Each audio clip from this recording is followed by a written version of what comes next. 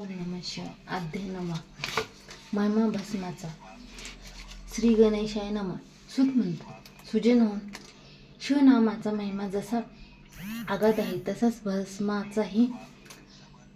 शिवभक्ताच्या अंगाचे भस्म लावल्याने उद्धार झालेल्या एका ब्रह्मराक्षसाची ही कथा मी तुम्हाला सांगतो. तरी श्रवण करा. निर्जन अशा अरण्यातून भुकेने व्याकुळ झालेला एक ब्रह्मराक्षस इकडे तिकडे फिरत होता. त्याची नजर भक्ष्य शोधत होती. तोच त्याला समोरून एक ब्राह्मण येताना दिसला. कोण होता तो? तो होता वामनदेव नावाचा एक महान ऋषी. तो सर्वांगी भस्म लावून सदैव शिवनामस्मरणात रमणारा होऊन सर्वत्र फिरत असे. त्याला समोर पाहताच कोणताही विचार न करता त्या ब्रह्मराक्षसाने वामनदेवाला आपले भक्षक म्हणून पकडले. पण त्यामुळे झाले काय तर त्या वामनदेव ऋषींच्या अंगावरील भस्म हे भस्म राक्षसाला लागले. त्यावेळी एकाएकी त्याच्या मनातून क्रूर, अघोरी आणि तामसी वृत्तीचा अंत झाला. त्या भस्माने राक्षसाच्या अनेक जन्माच्या पापाचा नाश होऊन त्याला आपल्या पूर्वजन्माचे स्मरण केले. त्याने नम्र भावाने वामनदेवाला वंदन केले आणि म्हणला, गुरुदेव, तुमच्या दर्शनाने पवित्र स्पर्शाने मी पावन झालो. तेव्हा वामनदेवाने त्या ब्रह्मराक्षसाला विचारले, अरे बाबा, कोण तू? तू हे काय बोलतो आहेस? मला तर काही कळत नाही. नीट स्पष्टपणे काय ते सांगशील का? तेव्हा तो ब्रह्मराक्षस सांगू लागला, विप्रदेवा, पूर्वी मी दुर्जय नावाचा राजा होता. त्यावेळी मी अधर्म, अन्याय आणि अनितीने वागलो. देव, ब्राह्मण, प्रजा आणि अबळा यांच्यावर मी अन्याय केला, त्यांचा छळ केला. त्यामुळे मृत्यूनंतर मला यमलोकी अनेक यमयातना सहन कराव्या लागल्या. वाघ, अजगर, नांडगा असे पशु पक्षी प्राणी ह्यांचे 23 जन्म घ्यावे लागले. त्यानंतर निषाद आणि आता ब्रह्मराक्षस झालो आहे. माझे कोणत्याच जन्मातले कोणतेच पुण्य फळाला आले कोणास ठाऊक. पण आज तुझी भेट झाली आणि तुझ्या दिव्य स्पर्शाने माझ्या वृत्तीचं पार बदलून गेले. हा समाचार ऐकून वामनदेव त्याला म्हणाला, अरे, हा सारा भस्माचा महिमा आहे. भस्म महात्म्याची मी तुला आणखीन एक कथा सांगतो, ती ऐक. पूर्वी एका गावात एक ब्राह्मण राहत होता. तो जन्माने केवळ ब्राह्मण तर आचाराने मात्र चरित्रहीन होता. त्याने एका वाईट बाईशी संबंध होते. एके दिवशी ही गोष्ट त्या स्त्रीच्या पतीला समजली. त्याने संधी साधून ब्राह्मणाचा वध केला. त्याचे प्रेत दूर गावाबाहेर टाकले. त्या दिवशी त्या ब्राह्मणाचा वध झाला. तो दिवस महाशिवरात्रीचा होता. अचानकपणे शिवालय विखुरलेले, चिताभस्माने माखलेले एक श्वान आले आणि त्या श्वानाने अंगाचे भस्म ब्राह्मणाच्या प्रेताला लागले. बरोबर त्या ब्राह्मणाची सर्व पापे नाहीशी होऊन त्याला शिवदूतांनी सन्मानाने शिवलोकी नेले. वामनदेव ही कथा सांगत असताना आणि तो ब्रह्मराक्षस ती ऐकत असताना पाहता पाहता त्या राक्षसाला दिव्य देह प्राप्त झाला. तो आनंदाने वामनदेवाला वंदन करून शिवलोकास गेला. या दोन कथा सांगितल्यावर समोर अंतर्मनाने भस्म महात्म्य श्रवण करणाऱ्या जन्मलेल्या श्रोत्यांना सूत म्हणतात. आता चिताभस्माने उदारलेल्या एका भिल्ला स्त्रीची कथा ऐका. पांचाळ देशाचे राजा सिंहकेतू हा एकदा शिकारीला गेला. तेथे त्याला काही भिल्ल लोक भेटले. त्यातील एक भिल्ल राजासोबत रानावनात भटकत असताना त्याला एक मग्न शिवालय दिसले. इतकेच नव्हे तर तेथे एक शिवलिंगही त्याला सापडले. सिंहकेतू राजाने मोठ्या विनम्र भावाने त्या शिवलिंगाला वंदन केले. त्या भिल्लाला राजाने शिवपूजन, शिवस्मरण याचा महिमा वर्णन करून सांगितला. राजा त्या भिल्लाला म्हणाला, तू भाग्यवान आहे, तुला शिवलिंग सापडले. ते आता तू घरी ने. त्याची रोज भक्ती भावाने पूजा अर्चा कर. शिवांना आरती नैवेद्य कर, शिव नामाचा जप कर, कल्याणकारी शिवाचे ध्यान कर आणि प्राप्त नर जन्माचे सार्थक करून घे.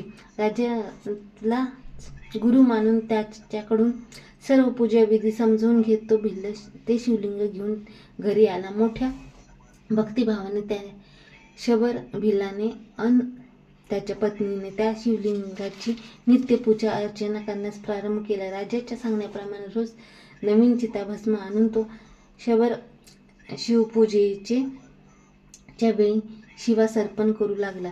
एक दिवस मात्र कसोटीचा आला. खूप हिंडूनही फिरूनही हवे ते चिताभस्म मिळेना.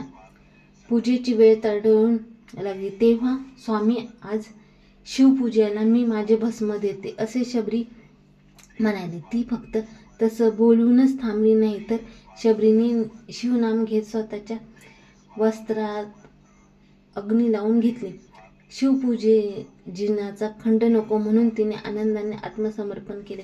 शबराने पत्नीचे चिताभस्माने आपली शिवपूजा एकनिष्ठेने भावाने पूर्ण केली आणि शिवपूजनात मग्न झालेल्या शबराने आपल्या पत्नीला नेहमीप्रमाणे नैवेद्य आण म्हणून आज्ञा केली. खरे तर शबरीच्याच भस्माने त्याने शिवपण केलेले, मग ती कशी येणार?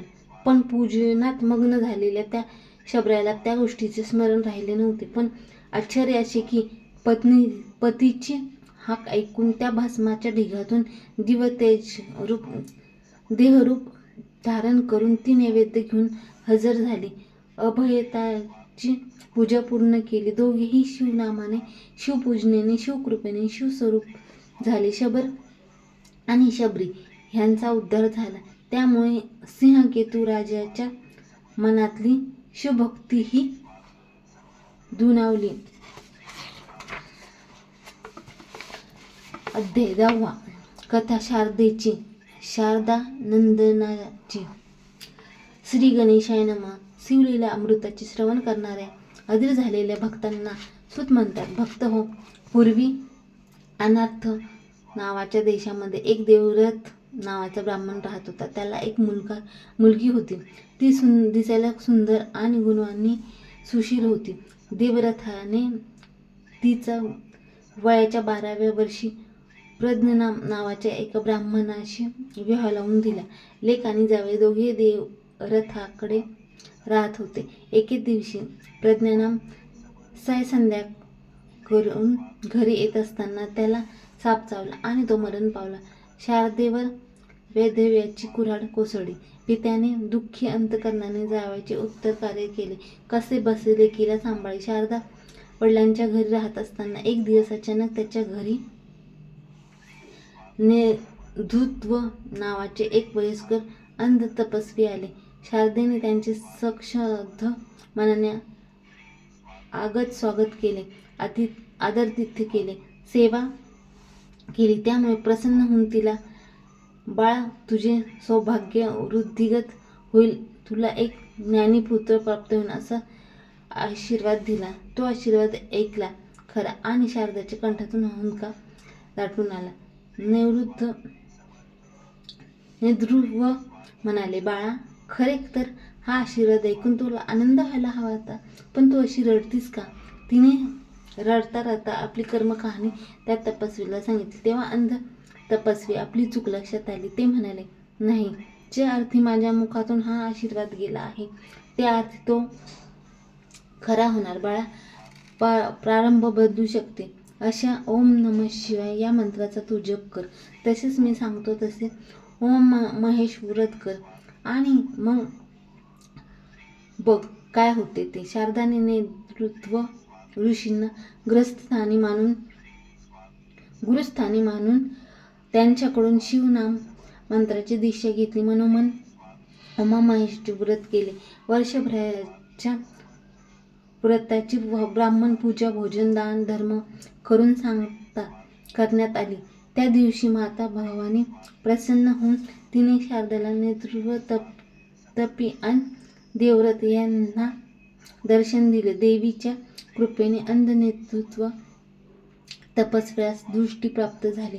देवीच्या दर्शनाने लेक आणि पिता धन्य झाले. त्यावेळी प्रसन्न झालेल्या भवानी नेतृत्व यांनी माते मी शारदेस दिलेला आशीर्वाद खरा कर अशी कळकळून प्रार्थना केली. तेव्हा भवानी देवी म्हणाली, आता मी काय सांगते ते नीट ऐक. ही शारदा गतजन्मी एका ब्राह्मणाची पत्नी होती. तिचे त्या जन्मातले नाव होते भामिनी. भामिनीने आपल्या पतीला आपल्या इतके वशात करून ठेवले होते की त्यामुळे त्या विप्राचे आपल्या पहिल्या बायकोकडे दुर्लक्ष होऊ लागले. तो तिची साधी प्रेमाने विचारपूसही करेना. परिणामी त्या स्त्रीने या भीमिनीला तू पुढच्या जन्मी लवकरच विधवा होशील असा शाप दिला. तो या जन्मात खरा झाला आहे आणि हिचा पती प्रज्ञानाम हा साप चावून मेला.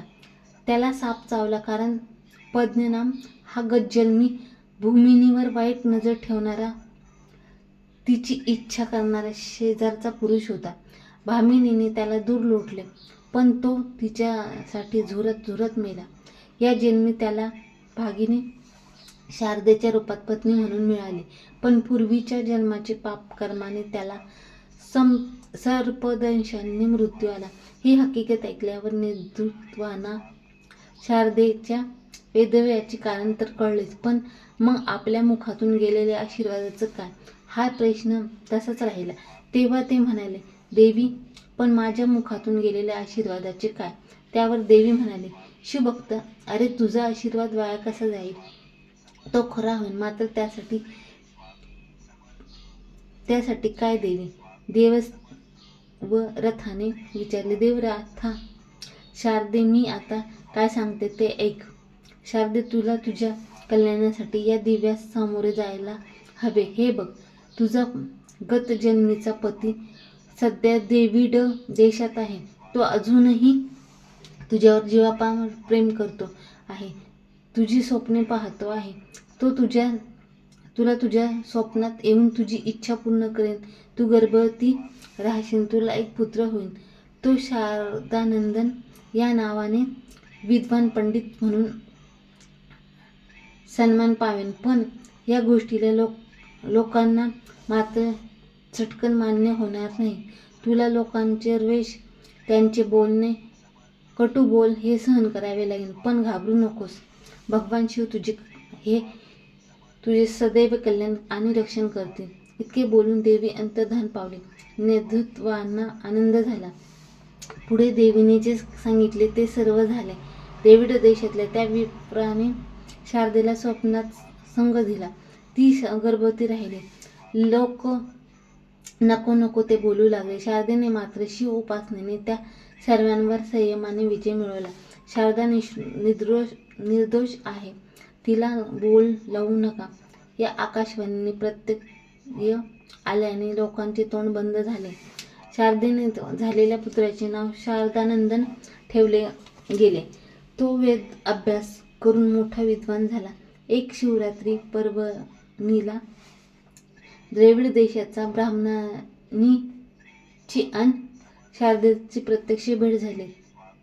तिघांचे मिलन झाले. आशीर्वादाने खरा झाला आणि ती दोघे शिवलोकी गेले.